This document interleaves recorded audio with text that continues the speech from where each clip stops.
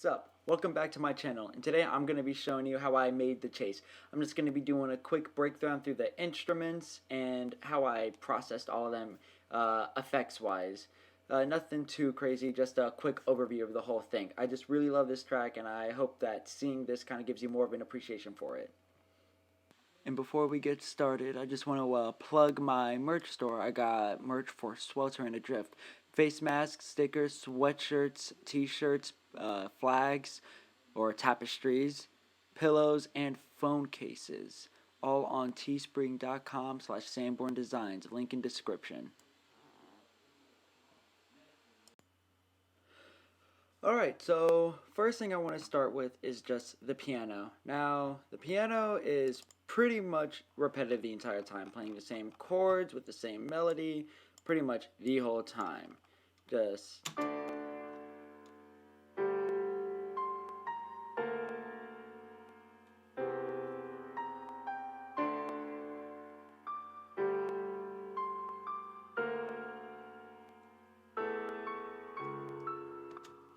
that's the whole time, or for the most part the whole time. Closer to the end here, when the synth brass comes in, it changes.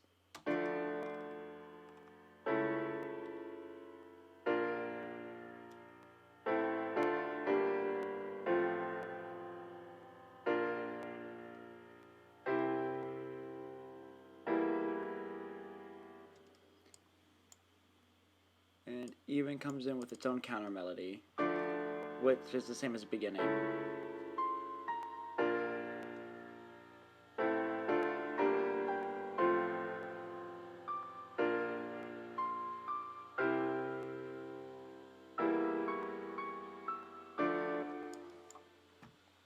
Alright, so with that's the whole piano part. It's just that melody and those two chord progressions. See, with it, I put a compressor, just in case, a tape delay, and chroma reverb. The compressor and tape delay kind of just came with it, but I put this reverb on it to make it more spatial. Went with the film hall setting and tweaked it a bit. Yeah. Anyways, moving on.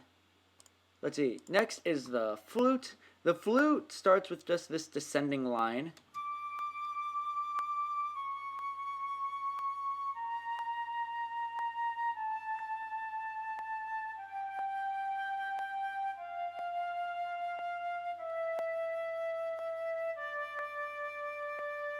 That eventually gets passed to this, I guess, main violin part.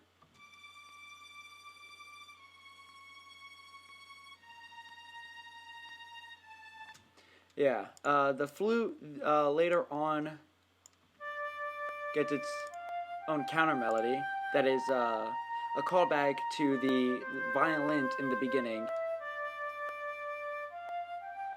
It is a second melody that was introduced in the violin parts over here. Well, in the cellos first and then brought to the violin parts. And then it gets its own original counter melody at the end with the new chord progression.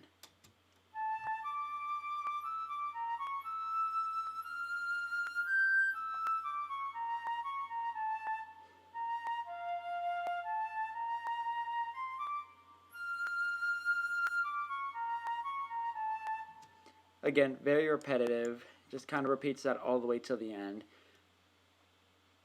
Then, let's see, with that, just a regular EQ taking out the lows, a little bit of the highs to make it less obnoxious. And then we have the higher violins. With this, it's just more of what I hear as the viola and cellos. The viola and, not cellos. Here with the high violins, I have what I believe to be the violas and violins, which just start as just chords.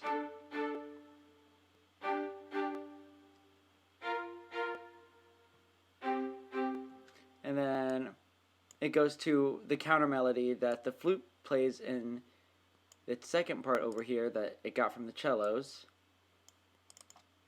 And I have it to where it has the melody, but it also harmonizes. And it harmonizes them in two different ways. So I'll just play it all through to show the two different ways it harmonizes.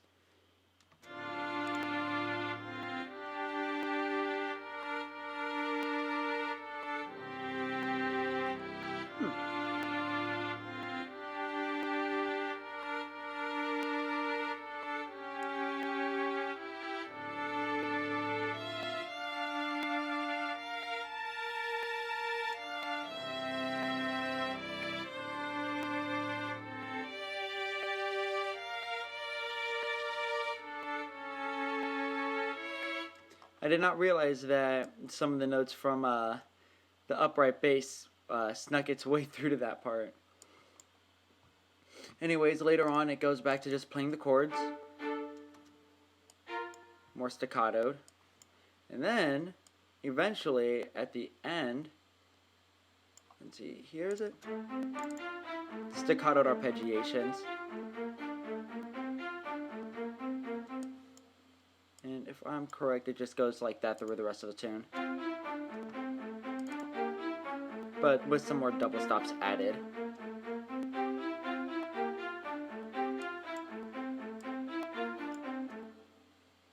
And see, that has regular EQ, nothing too crazy here either.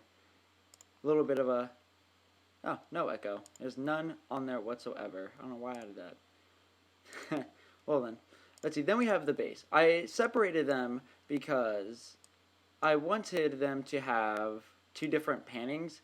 It's not that different, but I wanted this to be a little more to the right, but this to be more centered since it is a bass voice. But with this, it starts with the melody that the violin and flute goes on with. It starts here in the cello. This is where it's introduced.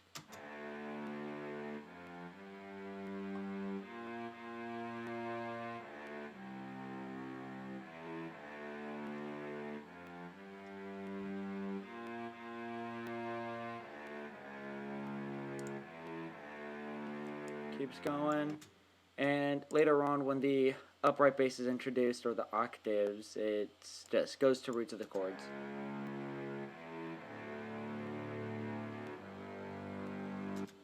And for the most part throughout the rest of the song, it just does roots, except for right here, right before it gets to that first initial drop, or right after it gets to that initial drop. And then again, just roots. Whoops. Don't know what the heck just happened. And then we have our cinema strings, just the high violin. Like I said, does a descending line like here on out, and before it just does that small crescendo in that takes its time.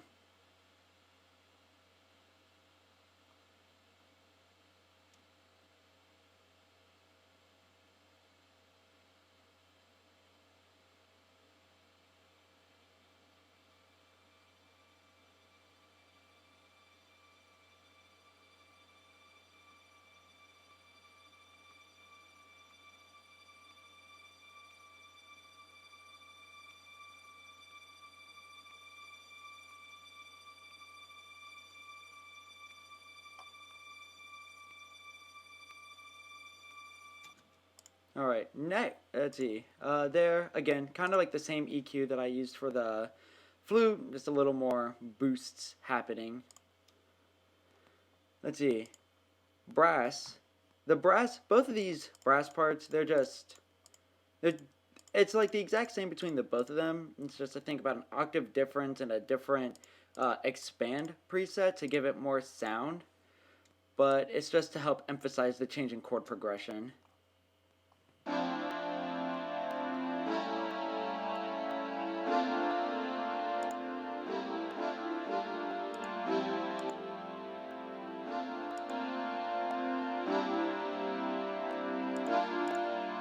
Just a small boost, small cut, nothing too extravagant happening here. They're separated to kind of space out the sound, but you know, they're pretty much the same thing. Alright, now we get to one of the most interesting parts about this, is these two different bass parts. So I'm going to start with this. So I put the chords here, and I put it with an arp to get that kind of sound, just to go up. I use this preset, the percolating accents. Really, really sells it with how cool it sounds. And this BA Drill CFA Serum preset. Well, not Serum. Oh, yeah, Serum. I thought it was from this LM Free Serum presets, but nah, it's a regular old Serum preset. And I did the same thing with this to layer it, but again, an octave lower, and with the SY short stab. Give it a different sound, give it a deeper thing to fill out that whole thing. It just really sounds cool with everything else. Evil Frog, again, it's just something to accentuate the chord change that happens. Not chord, yeah, the chord progression change that happens at the end. It's just a pad to really, again, fill out the space.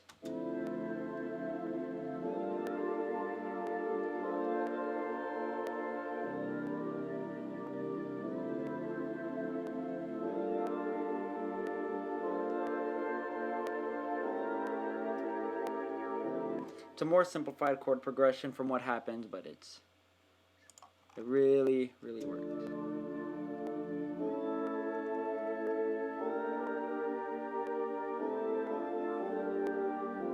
Just again to really accentuate this part. Let's see. Next is the taiko drums. There really isn't a lot to this, especially because it's very, very repetitive. We got the taiko drums, which just is used to accent just hits.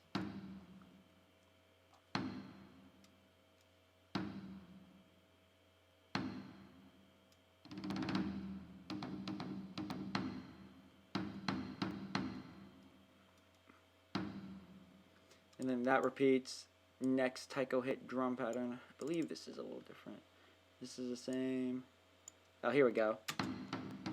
Actually, no, it ends differently. So this is the next taiko drum pattern.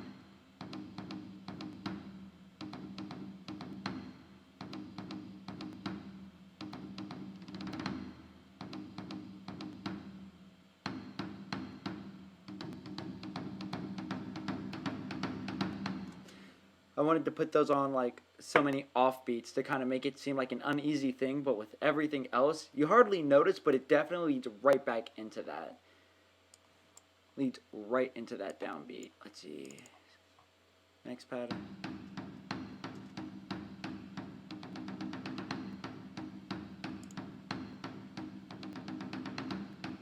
Again, just something that just leads right into the next piece.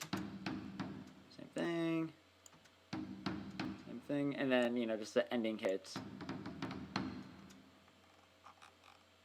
Oh, but this last part is a polyrhythm. It's a polyrhythm, 3/4. Again, it's by itself it sounds a little odd, but with everything else, it blends in and it just makes it, the ending just a little more cooler in a sense. Now we have a timpani that just does the ending hits. Just the ending hits. In G. Then we have an orchestral kit. The orchestral kit is just a kick drum and a bass drum, where the kick drum is on every like 1 and 3, while the bass drum is on every half step, or the downbeat of every measure.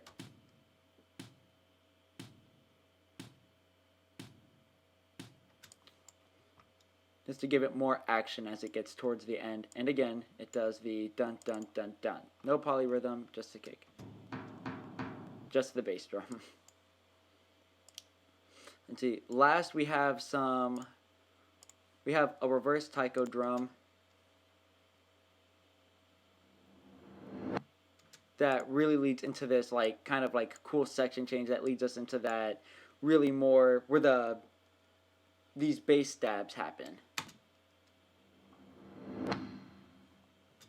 Really just leads us right in there. We also have a reverse crash that leads to an actual crash from the Logic drum set Bluebird that I just did.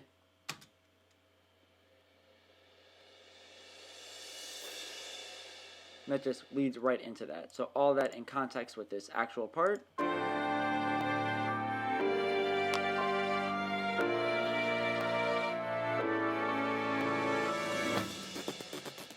Just leads right in there.